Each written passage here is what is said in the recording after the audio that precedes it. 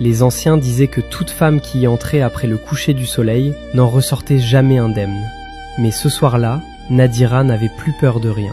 Elle a marché jusqu'au cœur de la forêt, s'est agenouillée sous un immense iroko ancien et a éclaté en sanglots. « Ô Dieu de la terre, je t'en supplie, rends-moi belle. Même si ça ne m'apporte qu'un seul homme prêt à m'épouser, ça me suffit. » Le silence a duré longtemps. Puis, sans bruit, la vieille femme était là. Ses yeux rouges comme des braises donnaient froid dans le dos.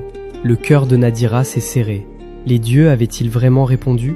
Elle a murmuré, tremblante. « Mère sage, aidez-moi à devenir belle. » La vieille a répondu d'une voix sèche. « Tu désires tant la beauté, sais-tu seulement ce qu'elle coûte ?» Nadira s'est effondrée, pleurant. « Je veux juste être aimée une fois. » La vieille lui a tendu un collier. « Porte-le la nuit. À l'aube, tu seras la plus belle femme du village. Mais grave-le dans ta tête, ne l'enlève jamais et ne laisse aucun homme le voir. » Nadira a accepté sans réfléchir.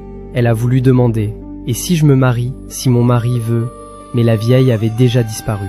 Cette nuit-là, Nadira est rentrée sur la pointe des pieds. Sa grand-mère dormait, la maison était presque plongée dans le noir. Juste une lampe à huile tremblait dans un coin.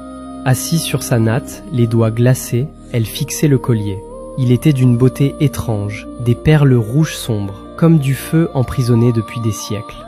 Elle a hésité une seconde, puis les rires, les chuchotements et les regards méprisants lui ont traversé l'esprit. Elle a serré les dents. Le collier s'est refermé autour de son cou dans un léger... L'air est devenu froid. La flamme a vacillé, puis s'est stabilisée. Une bourrasque a traversé la pièce alors que la porte était fermée. Allongée, le cœur battant à se briser, Nadira s'est endormie. Elle a rêvé. Elle se tenait sur la place du village. Plus personne ne riait. Les hommes se retournaient tous, les femmes la fixaient en silence. À chaque pas, le monde semblait se rapprocher d'elle. Dans le rêve, elle a essayé d'enlever le collier. À peine l'a-t-elle touché qu'une brûlure l'a forcée à retirer sa main. Une voix a glissé contre son oreille. « N'oublie pas l'avertissement. »